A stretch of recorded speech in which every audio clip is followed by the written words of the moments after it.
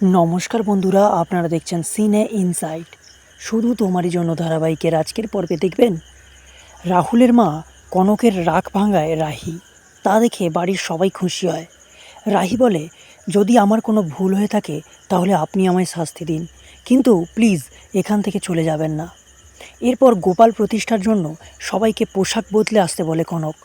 তারপর দেখা যায় রাহুলের পাঞ্জাবির বোতাম ছিঁড়ে গেলে রাহি সেটাকে সযত্নে সেলাই করে দেয়।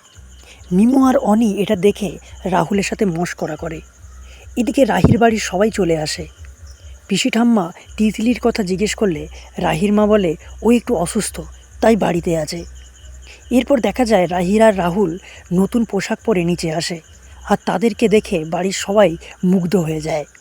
ঠিক সেই সময় সেখানে তিতলি আসে। পিসি ঠাম্মা তিতলির হাতের দাগগুলো দেখে জিজ্ঞাসা করে, এই দাগগুলো কি করে হলো? কেউ কি তোমায় মেরেছে? তিতলি কথা ঘুরিয়ে বলে, না না, আমার তো একটু অ্যালার্জি ধাত আছে, তাই অ্যালার্জি হয়েছে।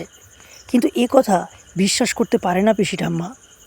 এরপর পিসি ঠাম্মা তিতলিকে গোপালের কাছে আসতে বলে, কিন্তু তিতলি ইচ্ছে করে মাথা ঘুরে যাওয়ার নাটক করে রাহুলের উপর পড়তে গেলে রাহুল সেখান থেকে সরে যায়, আর তিতলি দুম করে নিচে পড়ে যায়।